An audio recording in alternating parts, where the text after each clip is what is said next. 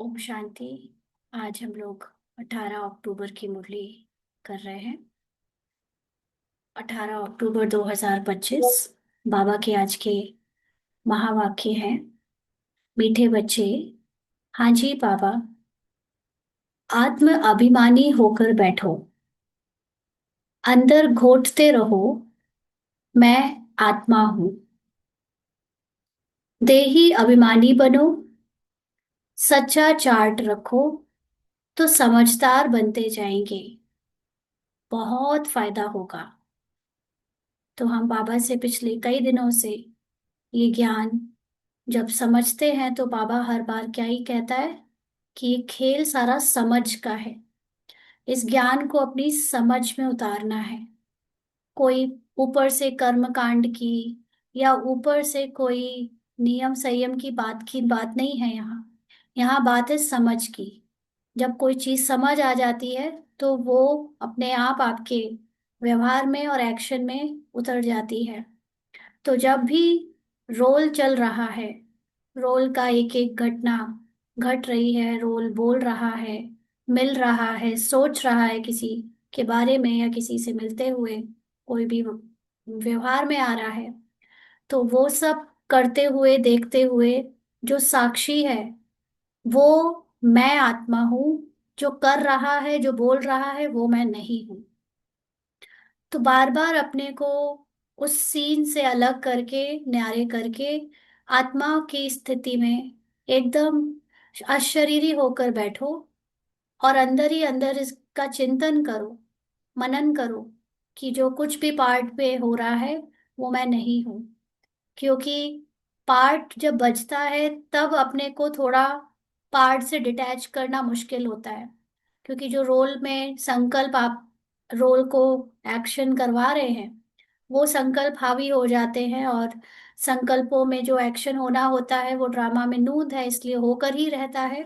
तो उस समय तो उस एक्शन से या उस थॉट से डिस्टेंस बनाना थोड़ा मुश्किल हो सकता है, क्योंकि प्रैक्टिस कम है। लेकिन जब भी एक वो सीन बीत जाए तो उसके बाद अपने को उस सीन से न्यारे करके याद करो कि मैं आत्मा हूँ, वो रोल नहीं थी। आत्माभिमानी देही अभिमानी बनो, सच्चा चार्ट रखो, मतलब देखो कि रोल है या सोल है। रोल है मतलब रोल कॉन्शियसनेस में पार्ट प्ले हुआ है, लेकिन क्या अभी भी मैं रोल कॉन्शियस हूँ? क्या अभी भी मैं अपने को वो रोल ही समझकर उसमें डूबी हुई हूँ, या अब मैंने अपने को निकाल लिया है, उससे न्यारी हो गई हूँ? तो ये कैलकुलेशन करके रखो या अटेंशन देते रखो कि रोल की कोई चीज मैं नहीं हूँ।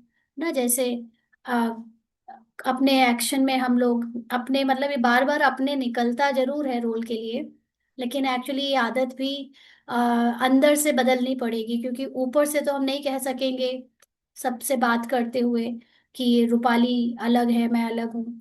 वो तो उनके लिए तो रूपाली ही दिखेगी, और बात करते समय रूपाली जब बोलेगी तो मैं ही बोलेगी। लेकिन अंदर से एक समझ बनती जाए कि रूपाली जो बोल रही है, रूपाली जो सोच रही है, रूपाली जो कर रही है, वो मैं नहीं, मैं उससे न्यारी, एकदम साक्षी होकर रूपाली के पार्ट को देखने वाली वो चेतना हूँ, वो शक्ति हूँ जो बाबा के जैसी उपराम है। तो जब ऐसे समझदार बनते जाएंगे तो बहुत फायदा होगा। आज का प्रश्न है, बेहद के नाटक को समझने वाले बच्चे किस एक लॉ यानी नियम को अच्छी रीति समझते हैं? तो बाबा ने उत्तर दिया, यह अविनाशी नाटक है। इसमें हर एक पार्टधारी को पार्ट बजाने अपने समय पर आना ही है। कोई कहे हम शांति धाम में ही बैठ जाए तो यह लॉ नहीं है, उसे तो पार्टधारी ही नहीं कहेंगे। यह बेहद की बातें बेहद का बाप ही तुम्हें सुनाते हैं। तो क्योंकि ये मूवी बनी बनाई है, रिकॉर्डेड है, ये वास्तव में पूरा नाटक बना बनाया खिल रहा है, चल रहा है, प्ले हो रहा है, और इसमें सबके पार्ट ऑलरेडी रिकॉर्डेड है।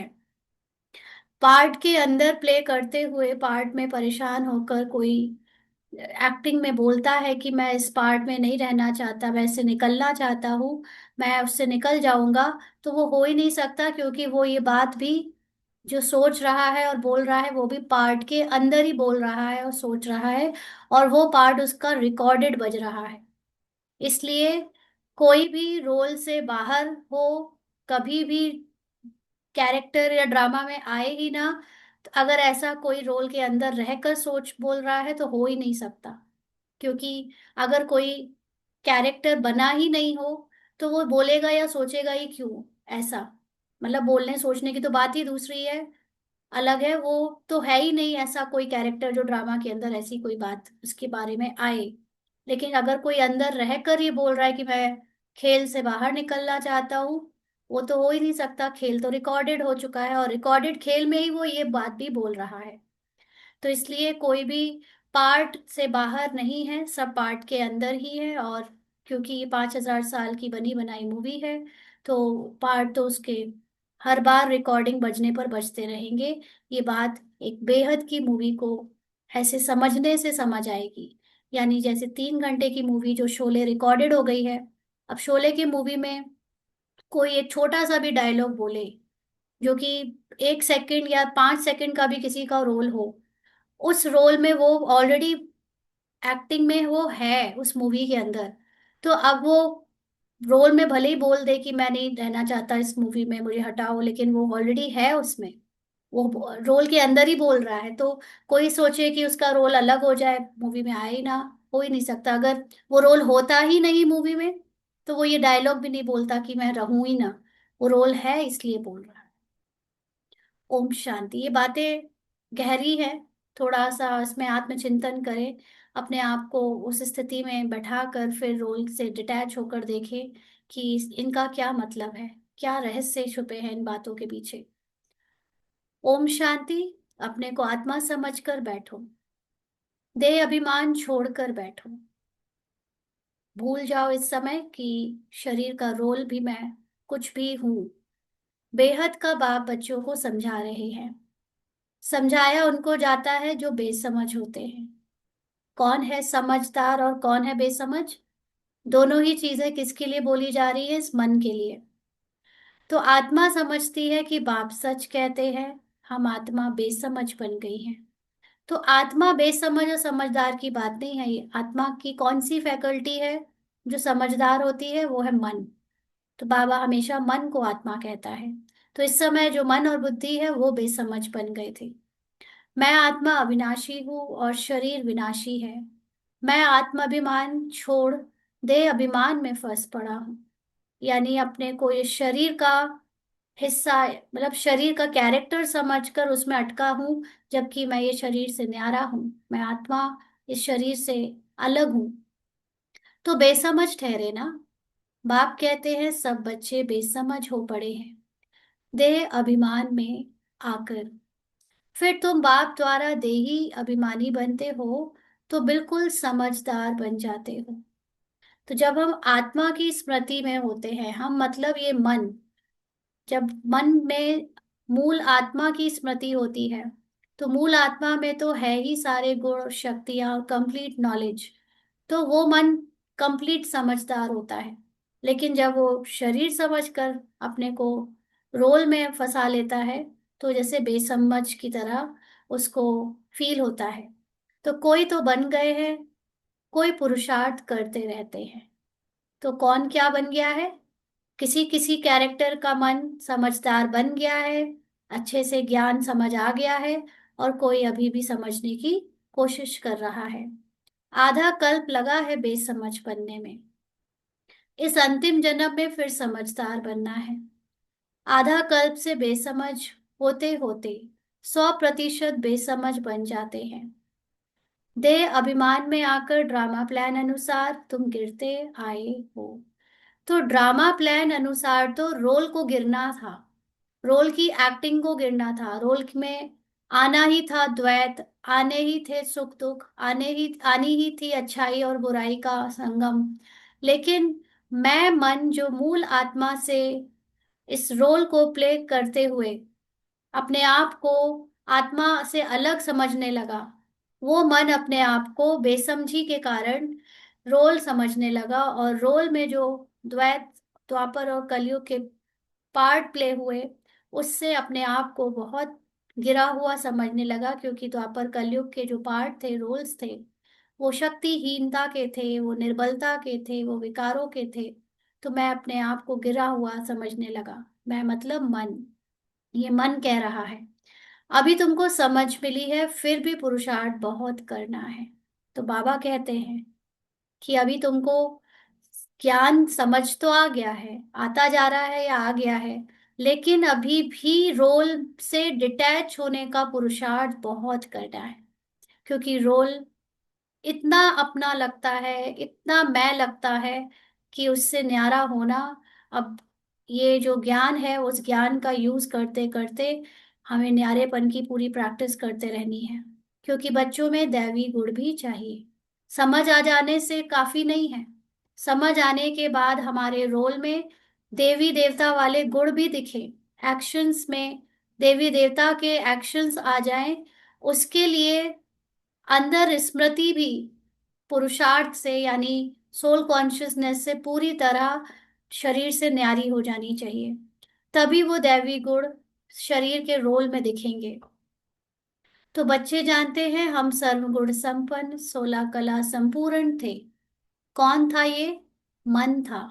मन सर्वगुण संपन्न 16 कला संपूर्ण था, जिसके कारण उसका सतयुग में जो रोल था, वो तो ड्रामा अनुसार सर्वगुण संपन्न था। सतयुग का रोल कोई आ, अलग से थोड़ी बनाया गया है। जैसे कलयुग का रोल हमारे हाथों में नहीं है, वैसे सतयुग का रोल भी हमारे हाथों में नहीं है।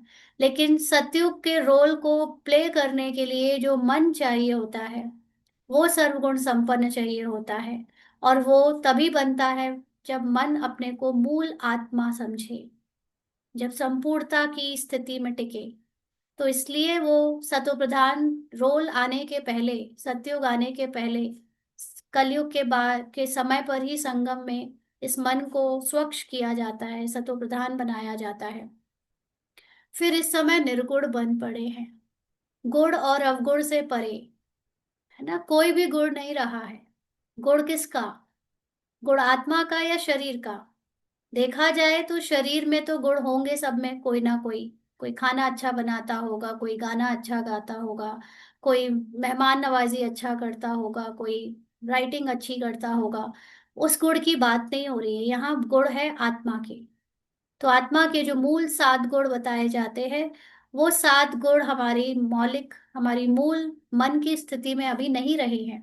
सुख दूसरों से मांगते हैं, प्रेम दूसरों से मांगते हैं, शांति दूसरों पर निर्भर करती है, पवित्रता भी दूसरों पर, दूसरों के रोल पर निर्भर करती है। हर चीज तो हम बाहर से करते हैं, अंदर अपने अंदर कोई भी चीज को भरपूर महसूस ही नहीं करते, क्योंकि वो मूल आत्मा अपने को समझते ही नहीं।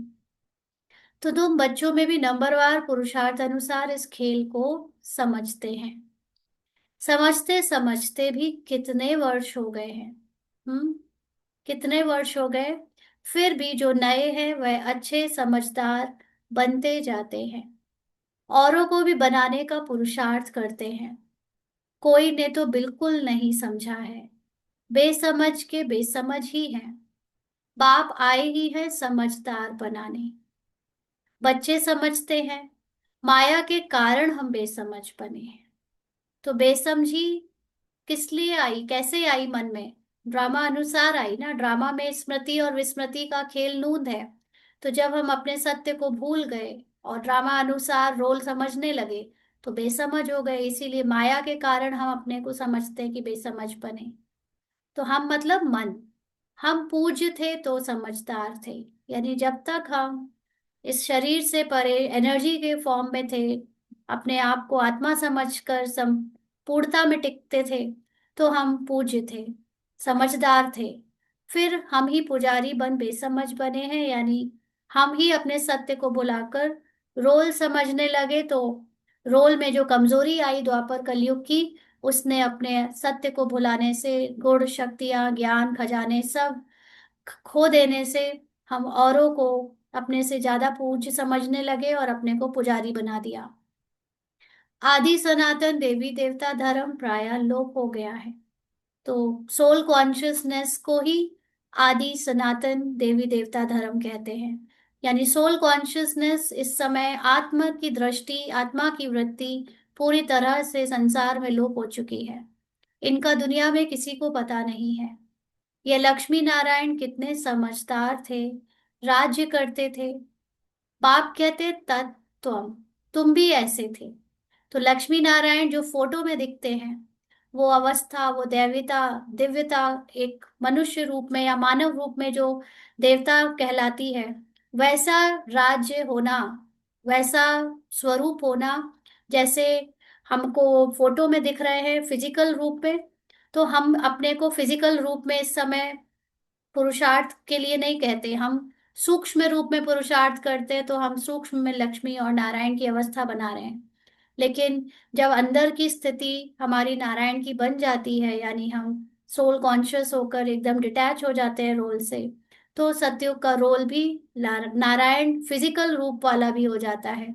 तो बाबा कहते हैं कि तुम भी ऐसे थे, तुम भी अपने लिए ऐसे समझो। उस चित्र को देखकर फिजिकल रूप वाला समझने से क्या होता है, जैसे हमने वो क्लास करी ना प्लेसिबो इफेक्ट की, कि जब हम नई प्रोग्रामिंग अपने अंदर डालते हैं तो हमें अपनी संपन्नता, अपनी संपूर्णता जब हम बार बार याद करते हैं, तो अंदर हमारे जो न्यूरॉन्स हैं, सेल्स हैं, उसकी रीवायरिंग शुरू हो जाती है, उसकी रीप्रोग्रामिंग शुरू हो जाती है।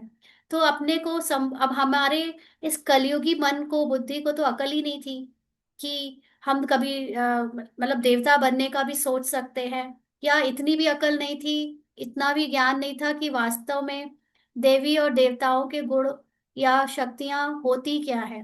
शक्तियां जो हम समझते थे वो तो बस यही समझते थे कि देवी देवता असुरों को अपने शस्त्रों से मार देते हैं, ये यही सब मोटे मोटे रूप से जानते हैं। लेकिन ये कौन जानता था कि शांति का सागर, मतलब देवी देवता जो मनुष्य रूप में दिखाए गए हैं, वास्तव में वो एक मन की अवस्था है जिसमें शांति, प्रेम, पवित्रता, सुख, आनंद भरपूर है, और जिसमें संपन्नता भरपूर है, जिसके पास सर्वगुण संपन्नता है, वो देवी देवता है। ऐसी डिटेल की बातें तो देवी देवताओं के बारे में हम लोगों ने कभी सीखी नहीं। उनके लिए महिमा गाते आए, बट महिमा की समझ ढंग से थोड़ी थी खुद को। तो अब जब हमें बाबा ये बातें बताता है, तो ये चीज हमें बार बार याद करने से कि हम ही लक्ष्मी नारायण थे, या हम ही लक्ष्मी नारायण के जैसे शक्तिशाली और सर्वगुण संपन्न हैं या थे, तो अंदर की जो प्रोग्रामिंग है, कॉन्फिडेंस की, थॉट्स की, वो न्यूरॉन्स की, वो रीवायर होने लगती है, चेंज होने लगती है, हमारा पूरा शरीर का सिस्टम चेंज होने लगता है। थॉट प्रोसेस से हमारे सेल्यूलर डीएनए सब में चेंज आना शुरू हो जाता है। तो इसलिए ये चीज बार बार याद करनी पड़ती है कि हम कौन थे या कौन है या कौन बन रहे हैं।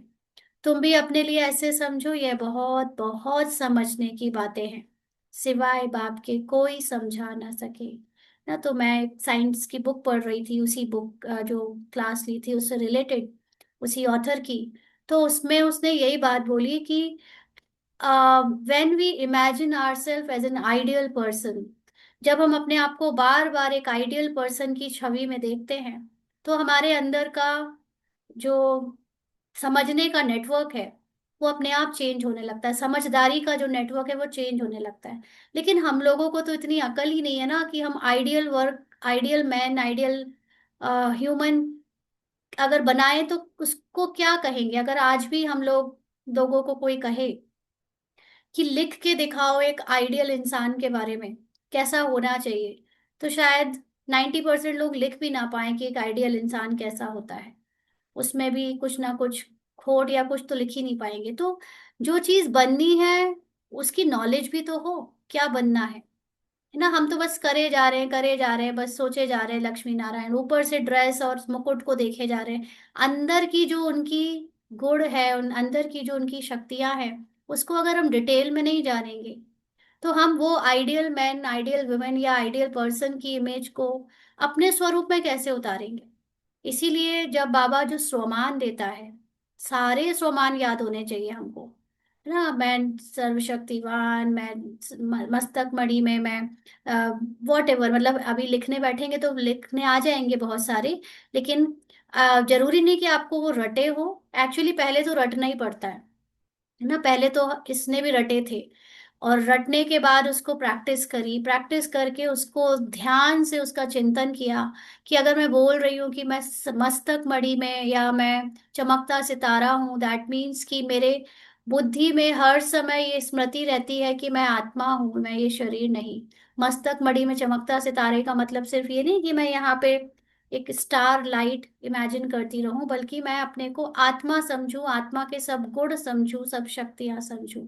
ऐसे ही जब मैं संतुष्ट मणि कह रही हूँ तो रट तो लिया संतुष्ट मणि, लेकिन जब मैं देखती हूँ कि रोल में असंतुष्टता आ रही है, तो मैं संतुष्ट मणि की गुण को अपने सत्य मानकर उसको ही ध्यान रखती हूँ, और तो अपने आप असंतुष्टता से ध्यान हट जाता है ना। तो इस तरह से ये समझने की बातें हैं, और ये समझना समझाना बाबा के सिवा इतने अच्छे से एक प्रॉपर स्कूल के शेड्यूल और सिलेबस की तरह बाबा हमको रोज पढ़ाने आता है। तो ये बात, जो लोग बाहर से मेडिटेशन सीखते हैं या बहुत एफर्ट मार के कुछ आइडियल एक अपनी इमेज बनाने की कोशिश करते हैं, तो वो लोग कितना ही सोच पाते हैं। आज भी लोग मेडिटेशन करके, जो लोग नौकरी में या बाहर के जीवन को सुधारने के लिए मेडिटेशन कर रहे हैं, तो वो लोग क्या इमेजिन करते हैं ज्यादा से ज्यादा? एक अच्छा हस्बैंड हो, एक सुखाल, एक खुशी, एक शांति का जीवन हो, एक करोड़ों के पैकेज की नौकरी हो या व्यापार हो, एक बढ़िया गाड़ी और बंगला और ये और फलाना और ढिमका। अगर मटेरियलिस्टिक वर्ल्ड की इच्छा के लिए मेडिटेशन करते हैं तो, है ना, तो क्या कर कितना ही सोच लेंगे, कितना किस हद तक, ज्यादा से ज्यादा अंबानी बनने तक, ज्यादा से ज्यादा आप एलन मस्क और कोई अरबपति बनने तक सोच पाओगे? इससे ज्यादा कुछ सोच पाओगे? नहीं सोच पाओगे। को हमको बाबा ने तो इससे परे, इन सब से परे, लक्ष्मी नारायण जैसी जो हाईएस्ट मर्यादित जो रोल है, और ना सिर्फ फिजिकल मर्यादित रोल, लेकिन एक संपन्न रोल, दोनों की आइडियल डेस्टिनेशन दी है कि तुमको ये अपने आप को समझना है। ये बार बार अपने को समझते समझते समझते समझते तुम बन जाओ, तो बाप ही ऊंचते ऊंच समझदार ते समझदार होगा ना। एक तो ज्ञान का सागर भी है, सर्व का सद्गति दाता भी है, पतित पावन भी है, एक की ही महिमा है। इतना ऊंचते ऊंच बाप आकर के बच्चे बच्चे कह कैसे अच्छी रीति समझाते हैं। बच्चे अब पावन बनना है, उसके लिए बाप एक ही दवाई देते हैं, कहते हैं योग से। योग का मतलब अपने सत्य स्वरूप को याद करने से तुम भविष्य 21 जन्म निरोगी बन जाएंगे। बार बार अपने को सत्य स्वरूप में टिकाओगे तो रोल से जो इस बार अलग होगे, न्यारे होगे, वो 21 जन्मों तक न्यारे रहोगे। और उसकी वजह से, उस न्यारेपन की वजह से, सतयुग और त्रेता युग दोनों का रोल भी बहुत सुंदर बजेगा। तो तुम्हारे सब रोग दुख खत्म हो जाएंगे, यानी पूरी तुम्हारी रीवायरिंग हो जाएगी, रीप्रोग्रामिंग हो जाएगी, मन बुद्धि संस्कारों की और शरीर की। तो मुक्ति धाम में चले जाएंगे। तो रोल तो मन बुद्धि संस्कार और शरीर का है, लेकिन इससे परे जो मैं आत्मा जब निराली न्यारी हो जाऊंगी, तो वो शांति में टिक जाएगी। तो अविनाशी सर्जन के पास एक ही दवाई है, एक ही इंजेक्शन आत्मा को आए लगाते हैं। ऐसे नहीं कोई मनुष्य बैरिस्ट्री भी करेंगे, इंजीनियरिंग भी करेंगे, नहीं, हर एक आदमी अपने धंधे में ही लग जाते हैं। बाप को कहते हैं आकर पतित से पावन बनाओ, क्योंकि पतित पने में दुख है। शांति धाम को पावन दुनिया नहीं कहेंगे, स्वर्ग को ही पावन दुनिया कहेंगे, क्योंकि आत्मा शरीर से परे कोई दुनिया में नहीं रहती। आत्मा के लिए जब वो शरीर से परे है, तो वो बाबा के जैसी कंबाइंड एनर्जी है, वहां कोई शरीर की कहानी नहीं है। इसलिए उसको कोई दुनिया नहीं कहेंगे ना। दुनिया, पावन दुनिया और पतित दुनिया, ये दोनों चीजें शरीर के साथ ही हो सकती हैं। और शांति धाम आत्मा की वो, मन की वो स्टेज है जहां पर निर्संकल्प हो जाता है ये मन। तो इसलिए जब मन ही नहीं है, तो मन का जब अस्तित्व नहीं, तो शरीर का रोल भी नहीं, शरीर का रोल नहीं तो फिर कोई दुनिया ही नहीं। तो यह भी समझाया है, मनुष्य शांति और सुख चाहते हैं। सच्ची सच्ची शांति तो वहां है जहां शरीर नहीं, उसको कहा जाता है शांति धाम। बहुत कहते हैं शांति धाम में रहें, परंतु लौ नहीं है। क्योंकि रोल के अंदर जिसका रोल थोड़ा परेशान होने का है, बीमार का है, या कोई भी सफरिंग का है, तो वो चाहता है कि मुझे ये रोल नहीं प्ले करना, मुझे इससे हटना है, छोड़ो, न्यारे हो जाओ, मुझे शांति में चले जाना है, कॉस्ट्यूम उतार देना है। लेकिन वास्तव में असली मुक्ति तो तब है जब आप कॉस्ट्यूम पहने हुए भी ये समझो कि कॉस्ट्यूम के द्वारा जो एक्शन हो रहे हैं वो आप नहीं कर रहे हो, वो आप नहीं हो, तो ऑटोमेटिकली आप मुक्त हो गए। शरीर छोड़ने की या कॉस्ट्यूम उतारने की फिर बात ही नहीं है, क्योंकि कॉस्ट्यूम को पहनाकर उस ड्रामा में उतारा ही गया है डायरेक्टर के द्वारा, कहानी को रंगीन बनाने के लिए, इंटरटेनिंग बनाने के लिए। और उसमें कोई भी एक्टर कहे कि मुझे नहीं चाहिए ये रोल, मुझे नहीं बजाना है ऐसा पार्ट, वो नहीं हो सकता। वो रिकॉर्ड हो गया है, आपका पार्ट अब टीवी पे चल रहा है। आप बाहर से बैठकर कितना भी कहो इससे मेरा सीन हटा दो, मेरा सीन हटा दो, नहीं हटेगा वो। आप क्योंकि रिकॉर्डिंग देख रहे हो, इसलिए कोई शांति धाम में नहीं जा सकता, मतलब मूवी से कोई, मूवी रिकॉर्ड होने के बाद बाहर नहीं आ सकता। बहुत कहते हैं शांति धाम में रहे, परंतु लॉ नहीं है, वह तो पार्टधारी हुआ नहीं। तो अगर वो बाहर ही है, मतलब कोई ने बजाया ही नहीं, तो फिर वो उसको, उसकी कोई बात ही नहीं कि कोई टीवी के अंदर कभी गया है ना, इस मूवी के अंदर कभी गया। बच्चे नाटक को भी समझ गए हैं, अब तो समझ आ गया, ड्रामा नाटक फाइनल जो बॉम्ब था वो यही था बाबा का।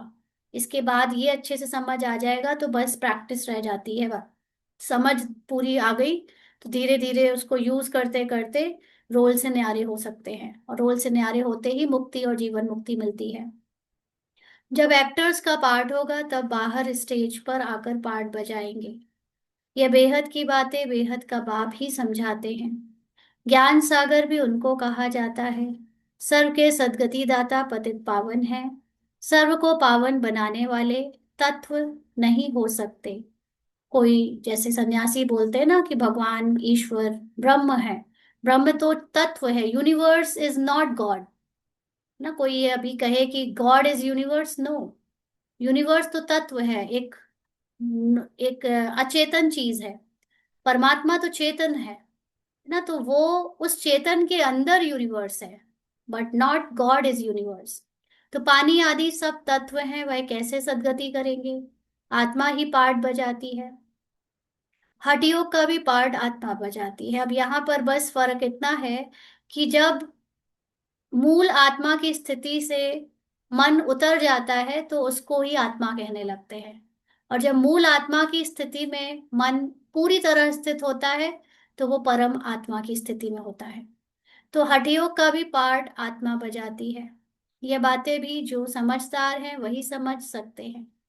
तो हठ योग का भी जो रोल बजे हैं आज तक, जितने भी साधु के, ऋषि मुनियों के, बड़े बड़े गुरुओं के, वो सब भी कैरेक्टर किसके अंदर है? उस मूल चेतना, उस परम चेतना के अंदर के पार्ट है, जो यूनिवर्स के अंदर बजे हैं उनमें उनके पार्ट्स हैं। तो बाप ने कितना समझाया है।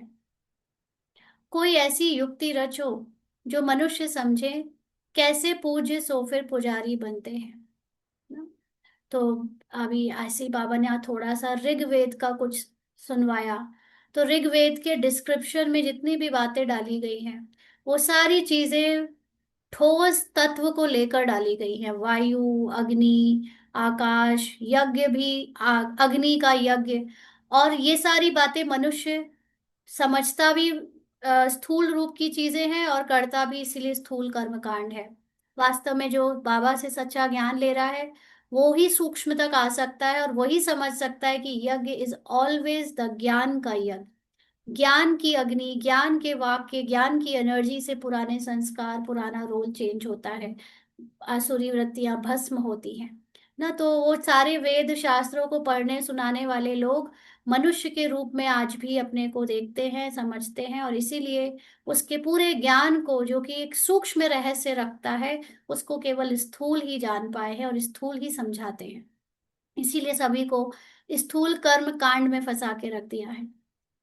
तो बाबा कहते हैं कि ऐसी कोई युक्ति रचो जो मनुष्य समझे, कैसे पूज्य सो फिर पुजारी बनते हैं। पूज्य है नई दुनिया में और पुजारी है पुरानी दुनिया में। यानी जब ये मन एकदम सतो प्रधान होता है तो पूज, और जब गिर जाता है रजो तमो में आ जाता है तो पुजारी। पावन को पूज्य, पतित को पुजारी कहा जाता है। यहाँ तो सब पतित हैं, क्योंकि विकार से पैदा होते हैं। वहां है श्रेष्ठ, गाते भी है संपूर्ण श्रेष्ठाचारी। अभी तुम बच्चों को ऐसा बनना है, तो हमारा रोल भी अभी पूरा श्रेष्ठाचारी बजेगा, बजना ही है। क्योंकि मूल आत्मा की स्थिति में जब नेचुरल अभ्यास हो जाएगा हमारा, हम नेचुरली देह भान से परे न्यारे और मूल आत्मा की स्थिति में रहने लगेंगे, तो ये रोल अपने आप एकदम श्रेष्ठ पार्ट प्ले करेगा। लेकिन इसमें मेहनत है। मुख्य बात है याद की, अपने सत्य की याद की। सभी कहते हैं याद में रहना बड़ा मुश्किल है। हम जितना चाहते हैं याद में रह नहीं सकते हैं।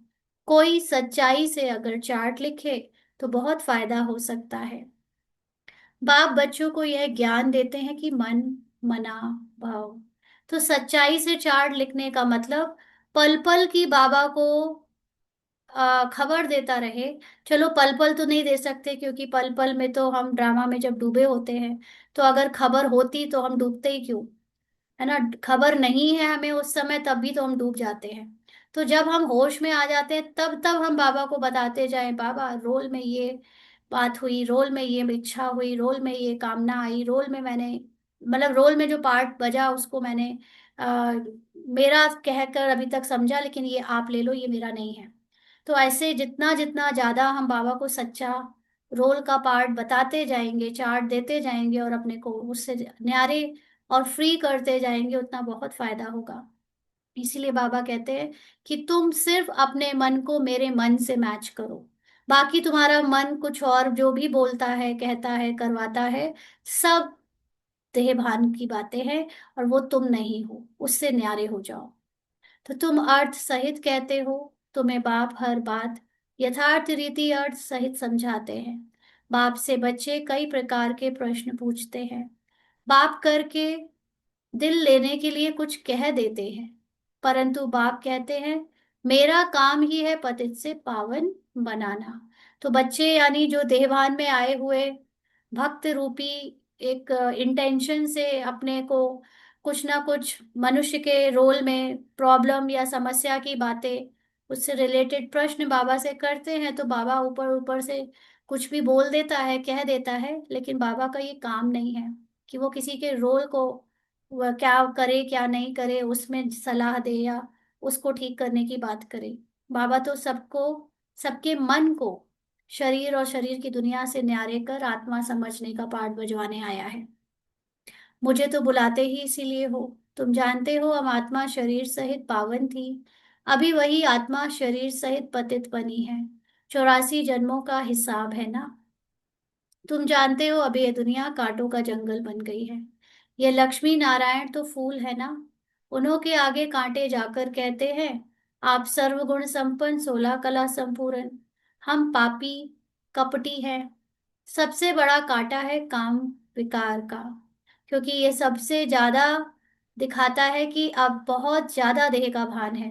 दूसरे दूसरे अवगुण तो आत्मा की अभिमानी स्थिति में भी रोल में प्ले हो जाते हैं, तो इतना भार नहीं चढ़ता उसका। लेकिन जब काम विकार का भार मतलब दिख जाता है पार्ट में, तो साफ पता चल जाता है कि बिल्कुल आत्माभिमानी नहीं है। तो बाप कहते हैं इस पर जीत पहन जगत जीत बनो।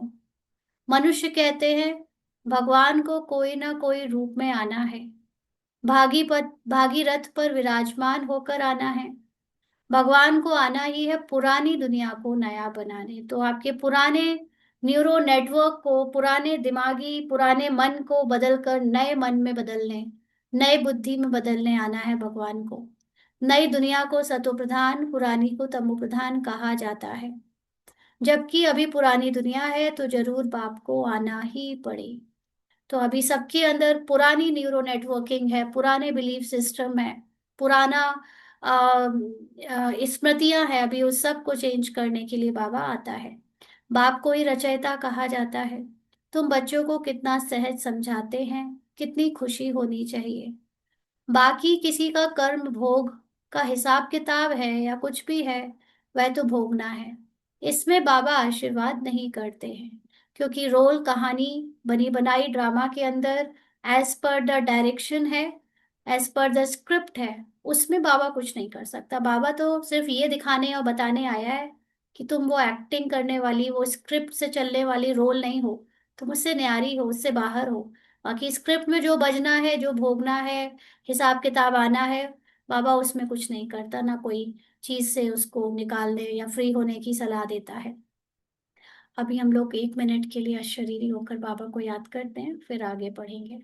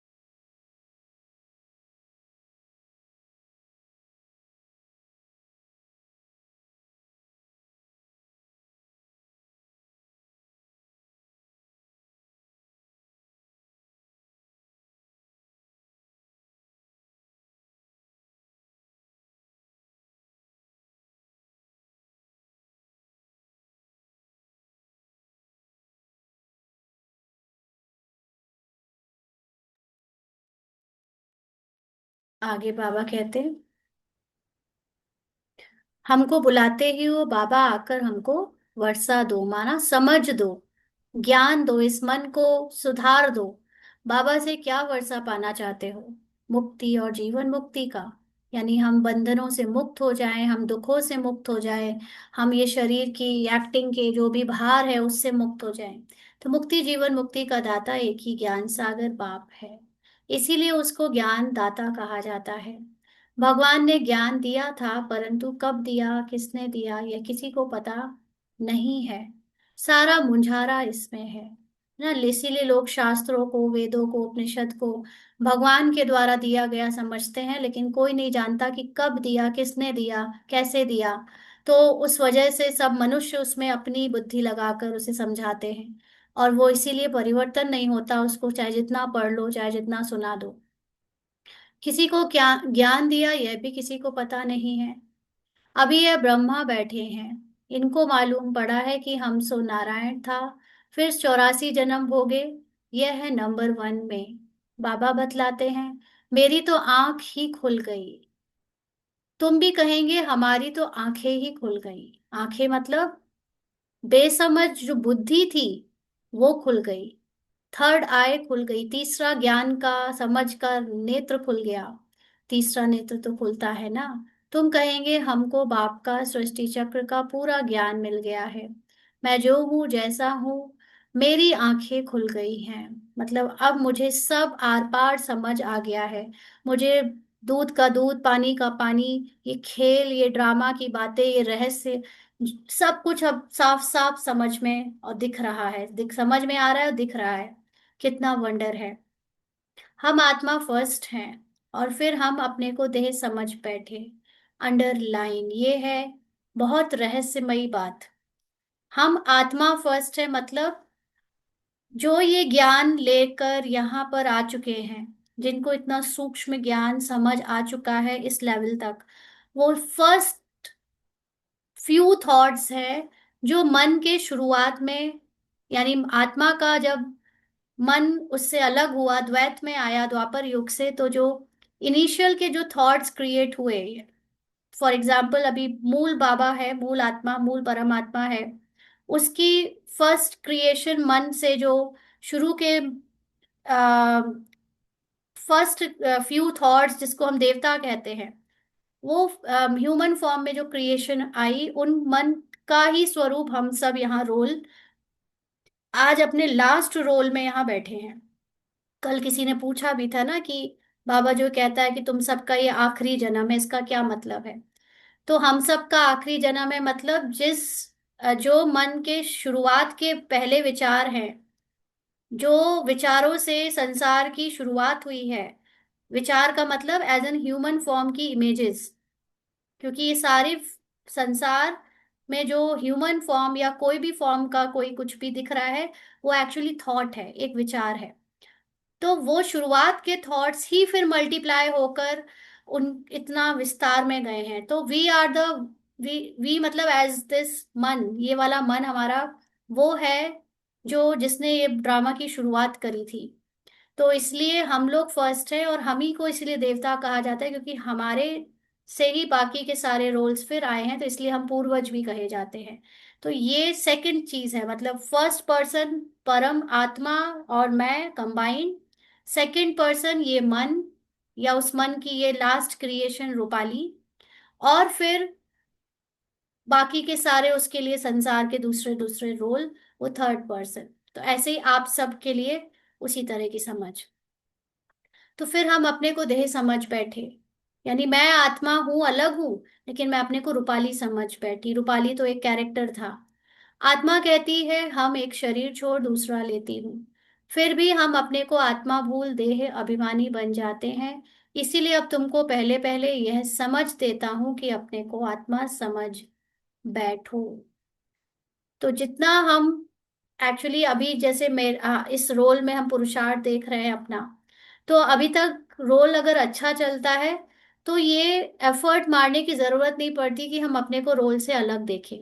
लेकिन अभी मुझे लगता है कि हम में से ज्यादातर लोगों के रोल में या तो कोई पुराना संस्कार हावी हो रहा है, या कोई बात है, समस्या है जो परेशान करके बोझ दे रही है, या कोई एक्शन है जो ठीक से नहीं हो रहा है ना। तो जब कोई चीज ठीक नहीं होती, रोल असहज हो जाता है, डिस्कम्फर्ट दिखने लगता है, डिस ईज हो जाता है थोड़ा, तो फिर तब ये ज्ञान बहुत काम आता है कि तुम ये नहीं हो। ये काम बिगाड़ने वाला, ये समस्या से घिरा हुआ, ये रोल में जो हलचल और बेचैनी महसूस करने वाला मन, ये तुम नहीं हो। तुम इससे न्यारी वो साइलेंट सत्य स्वरूप आत्मा हो। तब ये प्रैक्टिस हमें ज्यादा अच्छे से हो पाती है।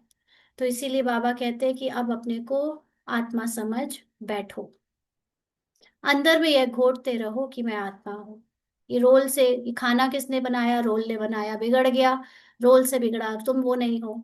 ये बात किसने करी, बात में कुछ ऊपर नीचे बोल दिया, वो किसने की, रोल ने की, वो तुम नहीं हो। इसलिए बार बार अपने को अलग करो इससे। आत्मा ना समझने से बाप को भूल जाते हो।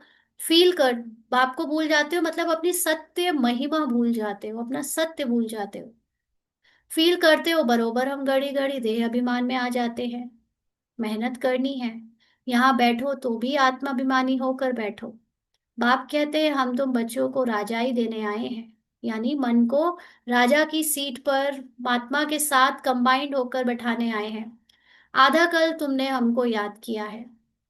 कोई भी बात सामने आती है तो कहते हैं हाय राम, परंतु ईश्वर व राम कौन है यह किसी को पता नहीं। तुमको सिद्ध करना है, ज्ञान का सागर पतित पावन, सर्व का सद्गति दाता, त्रिमूर्ति परमपिता परमात्मा शिव है। तो ये सिद्ध हम दूसरों को करेंगे, इसका क्या मतलब है? हमें कोई बाहर के सन्यासियों की तरह ज्ञान चर्चा या ज्ञान बहस थोड़ी करके जीतना है किसी को। ये हमारे अपने सत्य स्वरूप में टिक जाने से ऑटोमेटिकली सिद्ध हो जाएगा कि परमपिता परमात्मा का ज्ञान अब हमको मिल चुका है, और हम परमात्मा शिव की शक्ति बन चुके हैं। हम ऑलरेडी आत्मा है ही शिव की शक्ति, लेकिन अभी हम रोल समझने के कारण सिर्फ मुंह से तो कह देते हैं हम शिव शक्ति हैं, लेकिन अभी अपने आप को उतना शक्तिशाली समझते नहीं। इसका क्या सबूत है? इसका सबूत है बात बात में बाबा से भिखारियों की तरह मांगते रहते हैं शक्ति, गुण, प्राप्तियां, फलाना ये फलाना, शांति, सुख। तो काय की शिव शक्ति? है ना, जब शिव, अगर शिव शक्ति हो तो आप भगवान से कुछ मांगोगे थोड़ी, आप कोई झोली थोड़ी फैलाओगे, आप खुद ही वो उसके क्रिएटर होगे। तो हमारा सिद्ध करने का मतलब वो शक्ति हमें अपने अंदर फील होने लगने चाहिए। ब्रह्मा विष्णु शंकर तीनों का जन्म इकट्ठा है। सिर्फ शिव जयंती नहीं है, परंतु त्रिमूर्ति शिव जयंती है। जरूर जब शिव की जयंती होगी तो ब्रह्मा की भी जयंती होगी। शिव की जयंती मनाते हैं, परंतु ब्रह्मा ने क्या किया? लौकिक पारलौकिक, और यह है अलौकिक बाप। तो ब्रह्मा एक अलौकिक बाप का मतलब हमारी उस मन की अवस्था है जहां पर ब्रह्मा यानी new creation of thoughts, new world of thoughts हमारे अंदर आ रहा है थ्रू दिस ज्ञान, थ्रू दिस नॉलेज। तो वो हमारा अलौकिक बाप है। तो ये है प्रजापिता ब्रह्मा। बाप कहते हैं नई दुनिया के लिए यह नया ज्ञान अभी तुमको मिलता है, फिर प्रायः लोप हो जाता है। जिसको बाप रचना और रचयिता का ज्ञान नहीं, तो अज्ञानी ठहरे ना। अज्ञान नींद में सोए पड़े हैं। ज्ञान से है दिन, भक्ति से है रात। शिवरात्रि का अर्थ भी नहीं जानते, इसीलिए उनकी हॉलिडे भी उड़ा दी है। अभी तुम जानते हो, बाप कहते ही हैं सबकी ज्योत, बाप आते ही है सबकी ज्योत जगाने। तुम यह बत्तियां आदि जगाएंगे तो समझेंगे इनका कोई बड़ा दिन है। अब तुम जगाते हो अर्थ सहित। अब हम अगर दिया जलाएं या लाइट जलाएं बाहर से फिजिकल रूप में, तो हम उसको अब एक फिजिकल अपने सत्य की मीनिंग से जगाते हैं। बाकी संसार में तो सब लोग बस डेकोरेशन के लिए, अच्छा आंखों को लगने के लिए, शो ऑफ के लिए कर रहे हैं। तो वो लोग थोड़े ही समझेंगे, तुम्हारे भाषण से पूरा समझ नहीं सकते। आत्मा की स्थिति को भाषण से नहीं समझाया जा सकता। अभी सारे विश्व पर रावण का राज्य है, यहाँ तो मनुष्य कितने दुखी हैं। रिद्धि सिद्धि वाले भी बहुत तंग करते हैं। अखबारों में भी पढ़ता है कि इनमें इविल सोल है, बहुत दुख देते हैं। बाबा कहते हैं इन बातों से तुम्हारा कोई कनेक्शन नहीं। अंडरलाइन, अगर तुम एक एनर्जी के लेवल पर शिफ्ट हो चुके हो, ज्ञान से, समझ से, मूल आत्मा की स्थिति में, तो संसार में चाहे जहां भूत प्रेत रिद्धि सिद्धि फलाना ढिमका कुछ भी हो रहा हो, हमारा उस ड्रामा में कहानी से कोई लेना देना नहीं, क्योंकि वो मात्र एक कहानी है। वो सिर्फ डिस्ट्रैक्ट करने के लिए माया है। इसलिए उन सब में कहीं नहीं फंसना है। बाप तो सीधी बात बताते हैं, बच्चे तुम मुझे याद करो तो तुम पावन बन जाएंगे, तुम्हारे सब दुख दूर हो जाएंगे। अच्छा, मीठे मीठे सिक्की लदे बच्चों प्रति माता पिता बाप दादा का याद प्यार और गुड मॉर्निंग। रूहानी बाप की रूहानी बच्चों को नमस्ते। हम रूहानी बच्चों की रूहानी बाप दादा को याद प्यार, गुड मॉर्निंग और नमस्ते बाबा, शुक्रिया, थैंक यू बाबा। धारणा के लिए मुख्य सार। यथार्थ रीति बाप को याद करने व आत्म अभिमानी बनने की मेहनत करनी है। सच्चाई से अपना चार्ट रखना है। सच्चाई का मतलब रोल की हर बात बाबा को बतानी है। बाबा रोल में ये थॉट आया, वो मैं नहीं हूँ। बाबा रोल ने ये बोला, वो मैंने नहीं बोला। बाबा रोल ने ये एक्शन किया, वो मैंने नहीं किया। ये है सच्चाई। क्योंकि मैं ये सब करने वाली, सोचने वाली, बोलने वाली नहीं हूं। मैं इन सब से न्यारी, केवल उनको साक्षी होकर देखने वाली बाबा के जैसी संपन्न आत्मा हूँ। इसमें ही बहुत बहुत फायदा है। सबसे बड़ा दुख देने वाला कांटा काम विकार है। इस पर योग बल से विजय प्राप्त कर पतित से पावन बनना है। तो काम विकार का सिर्फ शरीर के ब्रह्मचर्य और शरीर की काम वासना से रिलेशन नहीं है। एक बहुत गहरा विकार काम का है, कामनाएं, इच्छाएं। ये हमारे रोल में जब आती हैं तो बड़ी बड़ी चीजों में फंसा देती हैं, बड़ी बड़ी आ, बातों को खड़ा कर देती हैं और भारी कर देती हैं। इसलिए इसको भी अपनी आत्मा की स्मृति से जीतना है। बाकी किन्हीं भी बातों से तुम्हारा कनेक्शन नहीं। और फलाना ये भूत आ चढ़ गया, आत्मा आ गई, ये हो गया, वो हो गया, इनका ये रूप, उनके पुनर्जन्म, इन सब बातों से हमारा कोई लेना देना नहीं। ये सब बातें केवल डिस्ट्रैक्शन है अध्यात्म के रास्ते पर। आज का वरदान है प्रैक्टिकल जीवन द्वारा परमात्म ज्ञान का प्रूफ देने वाले धर्म युद्ध में विजयी भव। तो आज लोग समझते हैं कि गजब का धर्म युद्ध है। असली धर्म युद्ध कहाँ है? हमारे अंदर बॉडी कॉन्शियसनेस का धर्म और आत्मा का धर्म, इनका युद्ध चल रहा है। तो बेसिकली जब तक मन पूरी तरह से निश्चिंत होकर आत्मा के धर्म में स्थित नहीं होता, तब तक ये शरीर के धर्मों में आए दिन कुछ ना कुछ फंस जाता है। तो प्रैक्टिकल जीवन में हम बाबा से, भगवान से आत्मिक अवस्था का जो धर्म की स्थिति में स्थित हो रहे हैं, ये प्रैक्टिकल ज्ञान ही ये प्रूफ करेगा कि हम धर्म युद्ध में जीत गए। तो अभी धर्म युद्ध की स्टेज पर आना है। उस धर्म युद्ध में विजयी बनने का साधन है आपकी प्रैक्टिकल जीवन। क्योंकि परमात्मा ज्ञान का प्रूफ ही प्रैक्टिकल जीवन है। आपकी मूरत से ज्ञान और गुण प्रैक्टिकल में दिखाई दे। क्योंकि आजकल डिस्कस करने से अपनी मूर्त को सिद्ध नहीं कर सकते, लेकिन अपनी प्रैक्टिकल धारणा मूर्त से 1 सेकंड में किसी को भी शांत करा सकते हो। स्लोगन है ये बाबा, क्योंकि ये बात बाबा ने हमें पहले बताई भी है और प्रैक्टिकली हमने देखी है कि जिन जिन का पाठ आत्माभिमानी का हुआ है, उनसे सामने वाला उनकी दृष्टि से, उनकी वाइब्रेशन से ऑटोमेटिकली अशरीरी हो गया है। और अब उसी प्रैक्टिकल प्रूफ की जरूरत है कि if you are talking about spiritual knowledge then you should be in spiritual consciousness, मतलब अपनी आत्मा होने के कॉन्शियसनेस में आपको होना चाहिए, ताकि दूसरे भी तुरंत अपने को आत्मा महसूस कर पाए। सिर्फ भाषण से अब ये ज्ञान सिद्ध नहीं होगा। आज का स्लोगन है आत्मा को उज्जवल बनाने के लिए परमात्मा स्मृति से मन की उलझनों को समाप्त करो।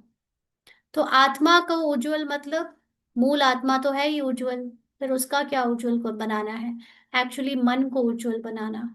इस मन को उज्जवल यानी सदा अपनी आत्मा की स्मृति में जलता रहे, उसके लिए परमात्मा स्मृति यानी हाईएस्ट ट्रुथ, हाईएस्ट कॉन्शियसनेस की स्मृति में रहने से जो मन में आए दिन कंफ्यूजन, डाउट, संकल्पों के झाड़ और संकल्पों विकल्पों की जो तरंगे आती है, उसको समाप्त करो। अपनी हाईएस्ट ट्रुथ में टिक जाओ।